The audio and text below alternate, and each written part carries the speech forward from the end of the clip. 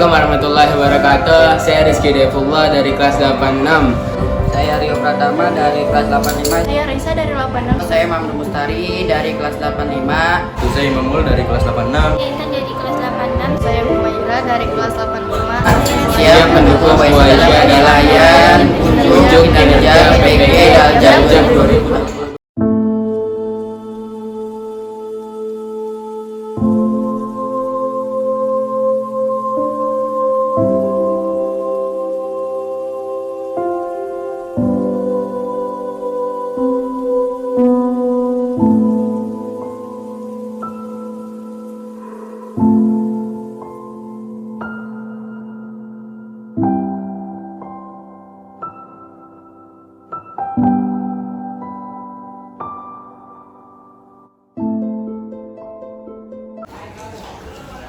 Assalamualaikum warahmatullahi wabarakatuh. Perkenalkan, nama saya Siti Aisyah Deliani Mulyana. Saya merupakan mahasiswa aktif PPG Daljab kategori 2 di Universitas PGRI Mahadewa Indonesia jurusan Bimbingan dan Konseling. Hari ini tepatnya hari Selasa tanggal 13 Desember 2022, saya akan melakukan praktek mengajar dalam rangka unjuk kinerja PPG Daljab 2022.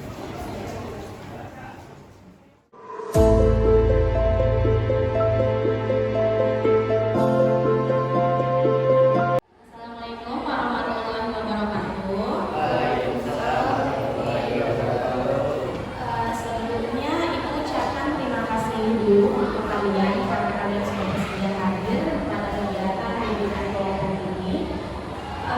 Tapi sebelum kita lanjut ke kegiatan selanjutnya, alangkah baiknya kita berdoa dulu ya. Siapa kira-kira yang mau memimpin doa? Siapa? Mampu ya? Mampu ya?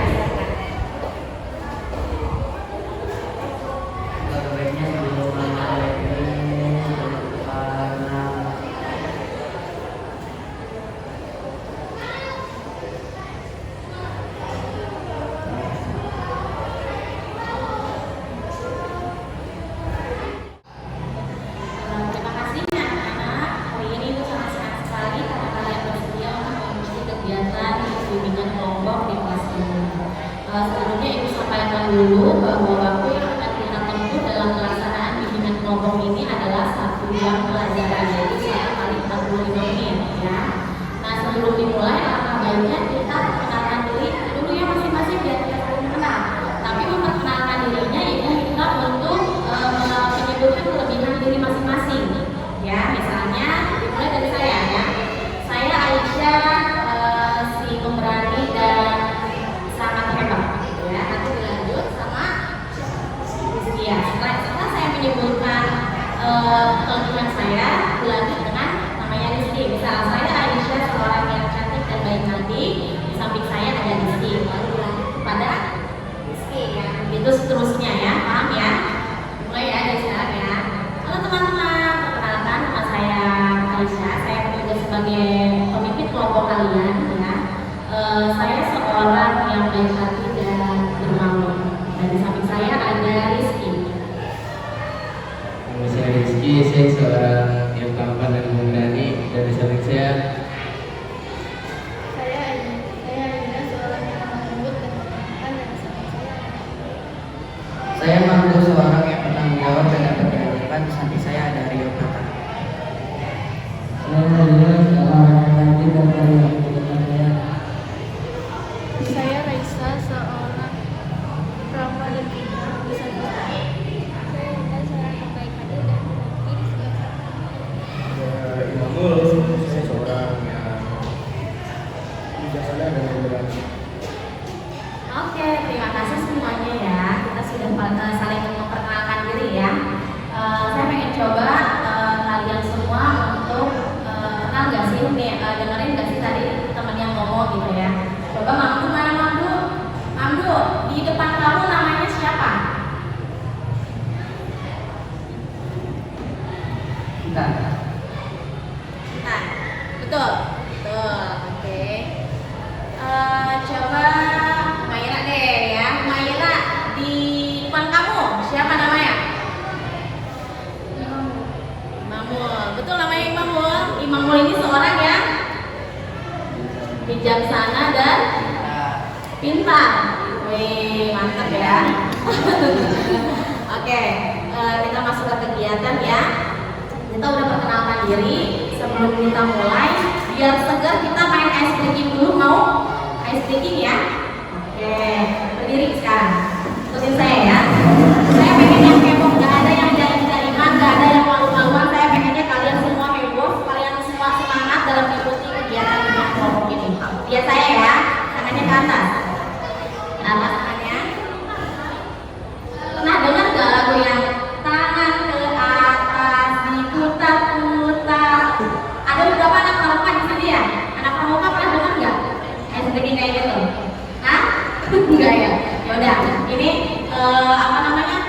Tangannya nanti ke atas, diputar-putar, ya, diputar-putar, pegang bambu, digoyang-goyang, digoyang-goyang ya, biar kita semua lemas ya. Habis itu tangan diputar-putar lagi di depan, pegang lutut, digoyang-goyang, digoyang-goyang, digoyang-goyang, ya, bisa ya. Tapi semuanya saya pengen nyanyi. Nih, apa namanya?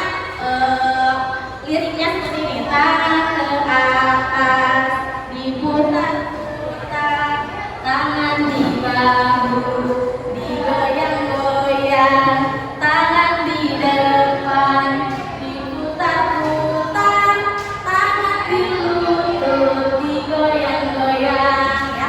Tapi saya pengen semuanya goyang-goyang ya. Gak ada yang diam-diaman, gak ada yang jaim-jaiman. Siap? Siap ya? Oke, 1, 2, 3. Tangan ke atas, diputar-putar, tangan di bahu, digoyang-goyang, tangan di depan, diputar-putar, tangan di lutut, digoyang-goyang. Nah, udah lepas ya sekarang badannya ya. Udah siap ikutin bimbingan kelompok ini? Oke. Nah, ada yang tahu pernah dengar nggak sih bimbingan kelompok itu apa? Ada yang pernah dengar? Kan biasanya itu kalau BK itu terkenalnya sama anak-anak yang istimewa ya, betul nggak? Sama anak-anak yang istimewa yang biasanya nakal apa segala macam. Tapi ternyata di dalam bimbingan konseling ini ada yang namanya bimbingan kelompok ya. Bimbingan kelompok ini adalah bimbingan untuk kita nantinya membahas mengenai isu-isu yang ada di masyarakat atau di lingkungan sekolah. Nah, hari ini yang akan kita bahas adalah mengenai Bali. Ada yang pernah tahu? Ada yang pernah dengar nggak Bali itu apa? Wow. Nah, nanti akan dijelaskan di dalam bimbingan kelompok ini ya, Bali itu seperti apa. Tapi sebelumnya Ibu akan jelaskan dulu di dalam bimbingan kelompok ini ada beberapa asas yang harus kita patuhi ya. Yang pertama asas kesukarelaan, yang kedua asas keterbukaan, yang ketiga asas kegiatan, yang keempat kenormatifan, yang kelima asas kekinian dan kerahasiaan. Nah, kenapa ini di dalam bimbingan kelompok ada asas kerahasiaan? Karena biasanya asas kerahasiaan ini paling identik dengan yang namanya konseling individu ya. Ada yang pernah melakukan konseling individu? Nah ya, terus di konseling kelompok juga ada yang namanya asas kerahasiaan. Lalu kenapa kok di bimbingan kelompok ini ada yang namanya asas kerahasiaan gitu kan? Jawabannya adalah karena terkadang ketika kita bercerita kepada teman-teman ya, ntar ada aja pasti satu rahasia yang kebongkar. Nah ya, diharapkan di dalam forum ini, di dalam berapa orang nih? Ada 7 orang ya. Di dalam 7 orang di kelompok ini, saya harap tidak ada yang mulutnya ember ketika nanti temennya ada yang mengungkapkan masalahnya secara tidak sengaja ya. Kadang nanti ada temannya yang mengungkapkan pendapat diiringi dengan curahan hati ya. Walaupun itu tidak direncanakan, tapi setidaknya kita bisa menjaga apa yang menjadi rahasia dan dari teman-teman kalian yang ada di sini ya. Jadi tidak ada yang menyebarkan istilahnya omongan-omongan atau rahasia teman kalian yang ada di forum ini ya, keluar dari kelompok ini seperti itu.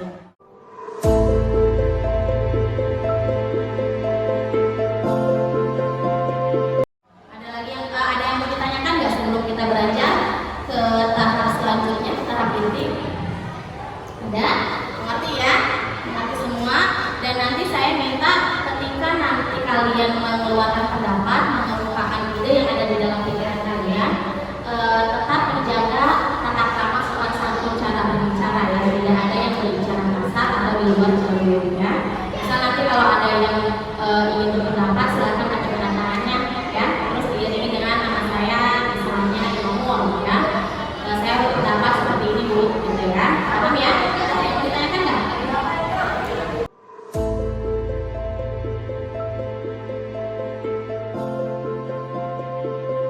Oke, ini Ibu punya video mengenai isu yang nanti akan kita bahas secara bersama-sama ya. Nah biasanya ini sangat sering terdengar lah di kuping kalian ya mengenai bullying atau perundungan ya. Nanti kalian disimak dulu videonya seperti apa, kemudian nanti akan kita bahas videonya itu ada apa aja, seperti apa aja, kita bahas bareng ya.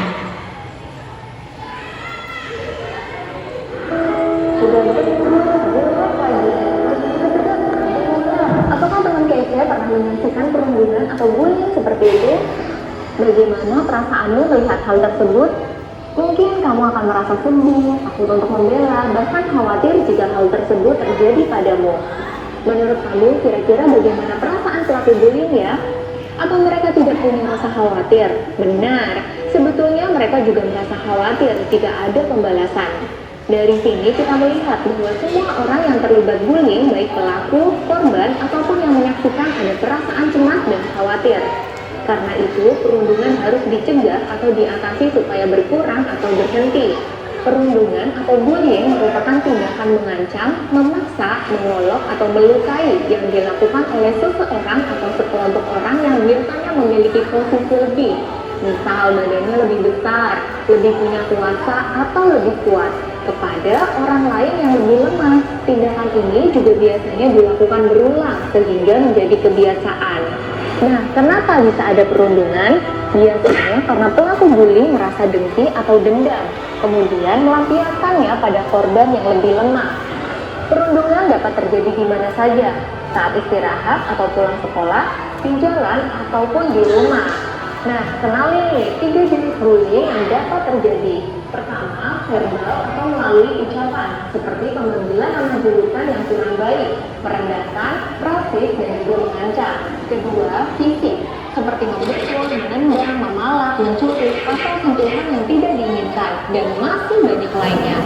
Yang ketiga, cyber atau dunia maya, yaitu dengan menggunakan sosmed, messaging, email untuk menghina, mempermalukan, dan juga mengancam.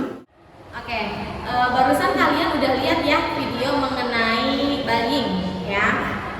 Kalian menyimak dan saya pengen tahu dari teman-teman semuanya nih ya, ada nggak yang punya pendapat mengenai bullying? Bullying itu apa sih sebenarnya? Kita sering dengar bullying. Siapa yang mau duluan? Kita boleh ya. Bullying merupakan salah satu tindakan tidak terpuji yang merugikan korbannya, bahkan juga mempengaruhi kesehatan psikisnya. Oke. Nah, katanya bullying itu mempengaruhi kondisi psikis seseorang ya. Kadang orangnya menjadi depresi atau nggak mau dia nanti berteman lagi, punya teman, malu gitu, takutnya nanti diecekin lagi, dijahatin lagi sama teman. Itu pendapat dari Intan ya. Ada lagi nggak pendapat yang lain? Ada lagi pendapat yang lain? Dari Raisa mungkin ya? Seseorang yang mengganggu orang yang lemah. Seseorang Yang mengganggu orang yang lemah. kalau menurut Intan, bullying itu adalah orang-orang yang suka ganggu orang-orang lemah ya. Misalnya seperti apa nih orang lemah itu kayak gimana sih? Orang lemah kayak gimana? Nah, itu enggak? Orang yang lebih culun. Orang yang lebih culun. Oke. Kata Mamdu, orang lemah itu orang yang lebih culun ya. Tepatnya yang suka merasa culun gitu ya. Nah, terus ada lagi nggak nih satu pendapat lagi dari siapa ya? Dari Mamdu. Oke. Bullying adalah pemaksaan atau mengancam seseorang yang lebih lemah. Bahkan yang dibully bisa sampai bunuh diri. Nah itu bagus ya semuanya, berarti tadi menyimak ya, teman-temannya menyimak video yang tadi Ibu tampilkan ya. Intinya bullying itu adalah orang-orang yang suka menginjak orang yang lemah ya, sehingga nanti korbannya itu merasa dia depresi, merasa bahkan ada yang bunuh diri, betul kata Mampu ya, karena memang sudah mengganggu ke psikisnya, ke mental si korbannya ya. Nah kemudian Ibu ada satu video lagi, nanti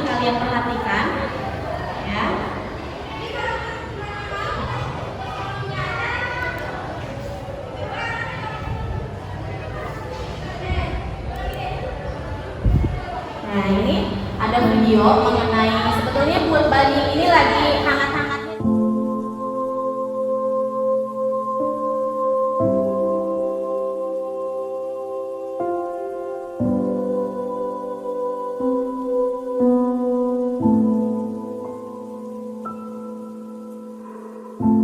Diperhatikan lagi videonya ya, disimak baik-baik, nanti akan kita bahas lebih dalam lagi mengenai Bali.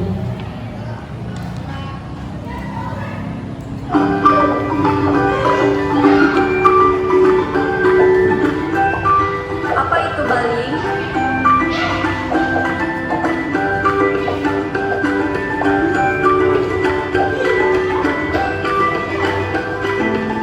Bali adalah pengguna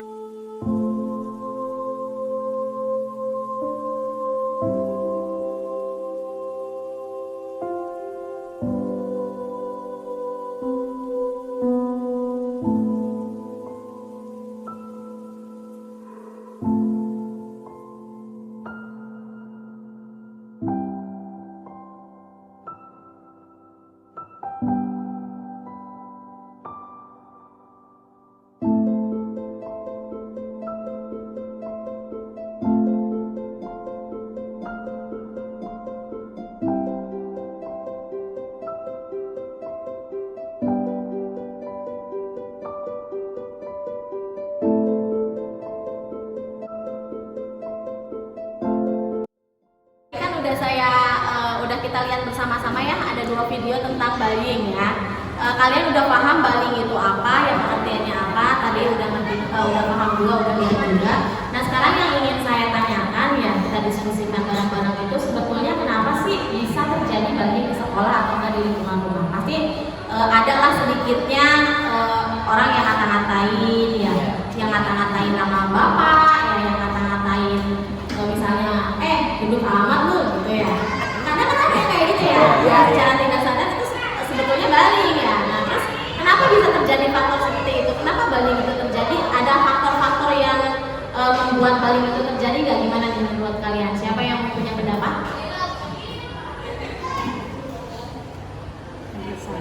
Saya ada 2 faktor yang menyebabkan bullying. Yang pertama, keluarga sering dimarahi orang tua atau sering dihukum orang tua dan menyebabkan akhirnya melampiaskan kepada teman sekolahnya. Yang kedua, di lingkungan sekolah membiarkan pelaku bullying, dibiarkan terus pelaku melampiaskan ke teman-temannya. Oke, dari Maira tadi disebutkan bahwa baling itu terjadi karena faktor keluarga dan faktor apa? Sekolah ya. Ada lagi nggak yang punya pendapat lain? Menurut saya yang ada 2. Yang pertama kelompok sebaya agar terlihat keren di depan teman-temannya. Yang kedua media sosial, misalnya orang yang tidak enak yang dikirim, omongan yang tidak enak yang dikirim lewat media sosial. Gitu. Katanya tadi ada 2 juga ya. Yang pertama itu media sosial ya. Terus yang satu lagi tadi apa? Kelompok sebaya ya. Jadi kadang ngerti nggak maksudnya gini, faktornya kok bisa sih dari misal dari TV, dari media sosial kok bisa sih itu bisa menjadi faktor terjadinya baling. Coba Mamdu deh, saya pengen dengar pendapat dari Mamdu ya. Gimana nih maksudnya faktor dari televisi dan media sosial itu gimana? Coba jelasin. Faktornya sih ada omongan yang tidak enak dikirim lewat media sosial, bisa dari WhatsApp ataupun Facebook. Dari WhatsApp maupun Facebook ya, misalnya ngata-ngatain seperti tadi yang saya bilang ya, ngata-ngatain gede banget sih gitu ya, hitam banget sih, itu kan termasuk baling ya. Terus kadang gini, saya sering dapat laporan, Bu si Anu ngatain nama bapak saya gitu ya. Misalnya si Ujang, nama Ujang ya gitu ya. Nah ya terus kenapa gitu ya. Nah seperti itu kalau misalnya orang yang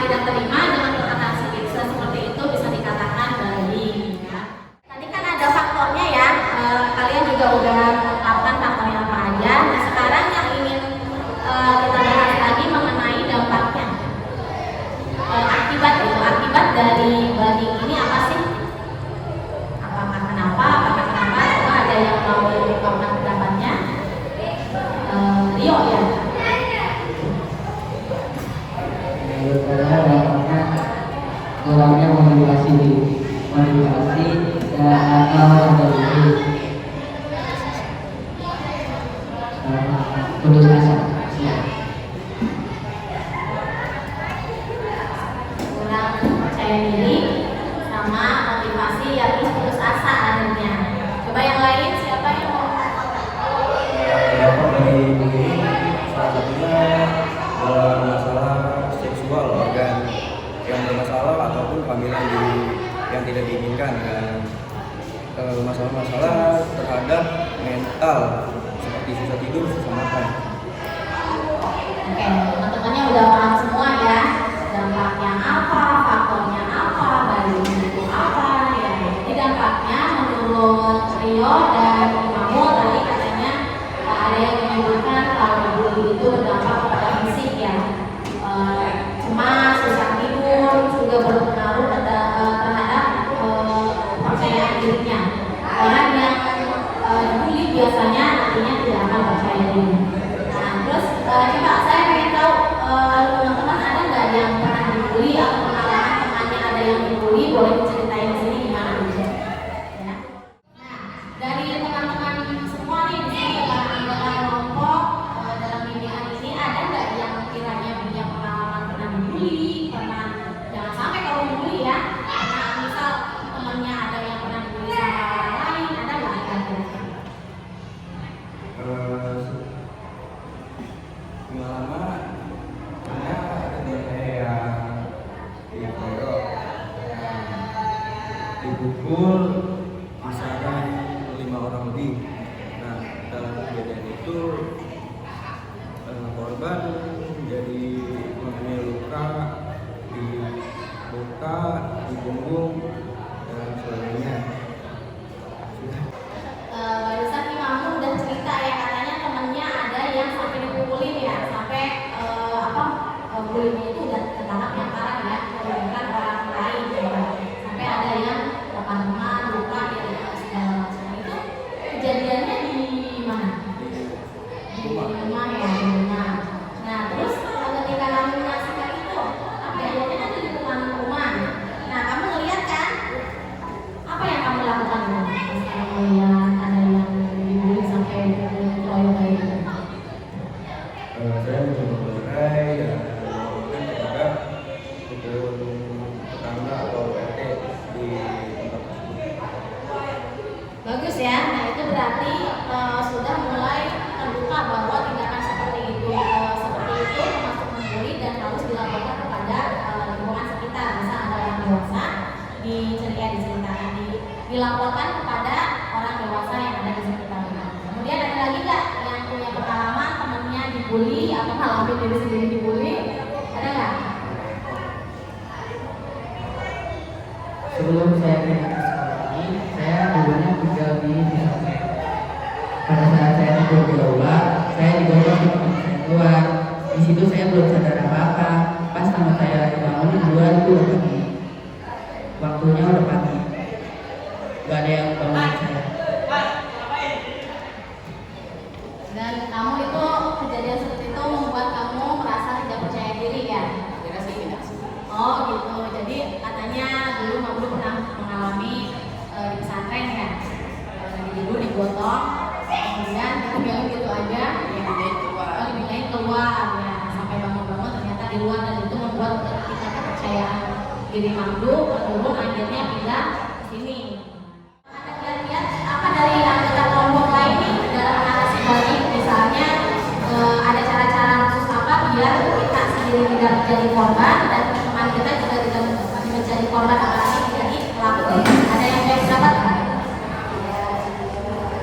Mengingatkan masa diri untuk mengelola dengan baik dan melaporkan ke orang di sekitar.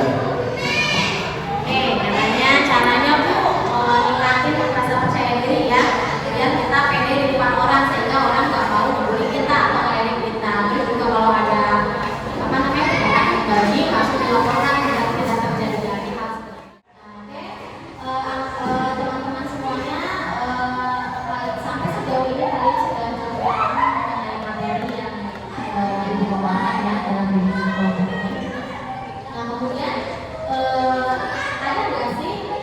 undang-undang atau hukuman yang mengatur pelaku bullying itu sendiri. Misal orang yang melakukan bullying itu ada hukumannya apa gitu? Ada yang tahu nggak?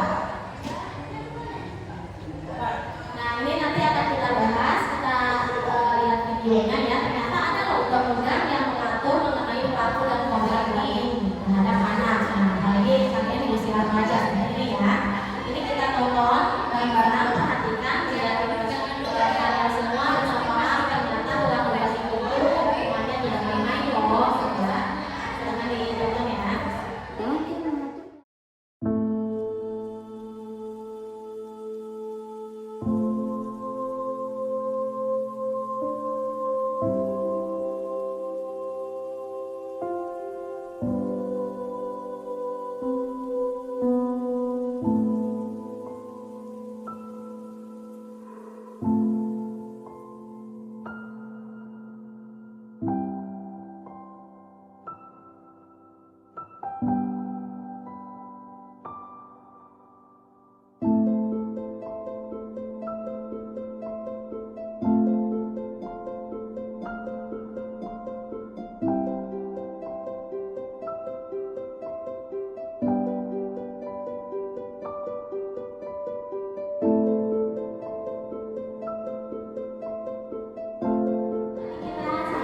Udah dua ya, undang-undang yang mengatur mengenai pelaku bullying ya. Ada yang nyimak nggak tadi? Saya yakin nyimak semua ya, tapi ada yang mau mencurahkan pendapatnya? Tadi atas videonya itu hukumannya apa sih untuk pelaku bullying? Hukuman pidana yang tercantum adalah pasal 80 Undang-Undang 35 tahun 2014. Hukuman paling ringan 3 tahun 6 bulan, denda 72 juta, dan pasal berat denda 100 juta. Bila korban sampai meninggal, dipenjara 15 tahun dan denda sebesar 3 miliar.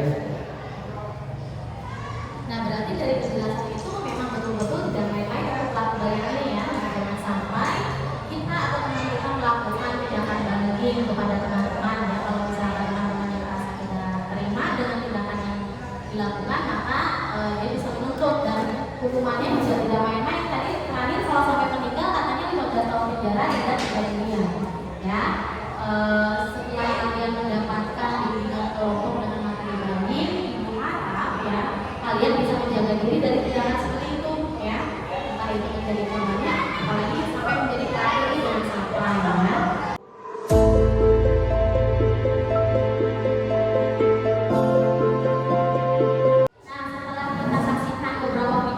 Juga tadi diskusi, maka kita akan menarik kesimpulan dari pertemuan kita kali ini ya mengenai materi yang tadi Ibu berikan ya. Kesimpulannya kita sepakati bahwa bullying itu merupakan tindakan yang tidak terpuji dan akan merugikan korbannya dan juga pelakunya ya.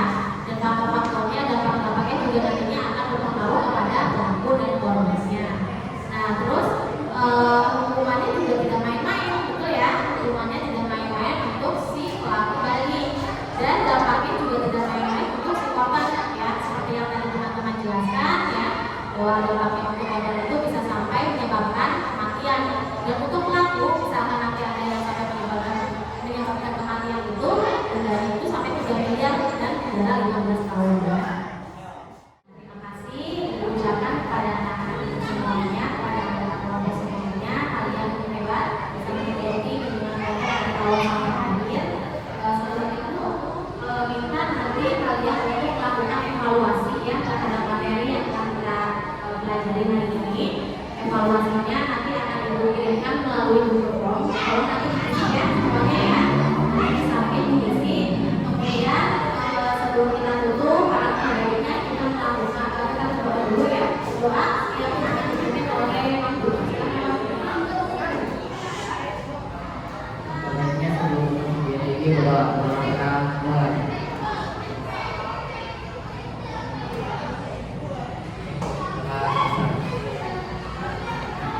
Terima kasih kepada semuanya. Tepuk tangan untuk kita semua. Kalian hebat.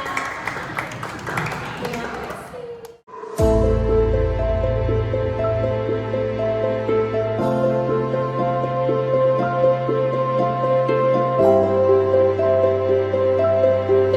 memiliki rasa empati dan simpati terhadap hukum pidana. Mereka yang melakukan bullying akan lebih agresif, cepat marah, dan cenderung keras.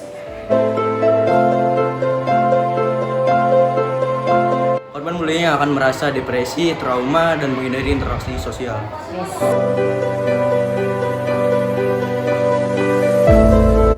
Tumbuhkan rasa percaya diri, jangan menunjukkan sikap yang takut atau sedih, jalin pergaulan yang sehat bersama teman.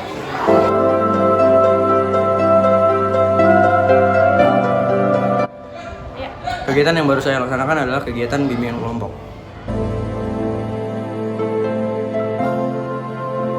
Perasaan saya senang karena berkesempatan mengikuti kegiatan bimbingan kelompok ini. Menyenangkan dan kondusif sehingga materi yang diberikan dapat kami pelajari dengan baik.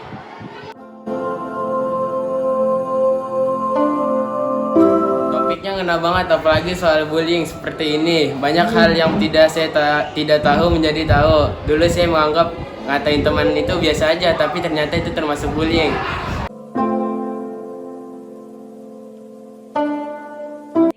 Mau banget.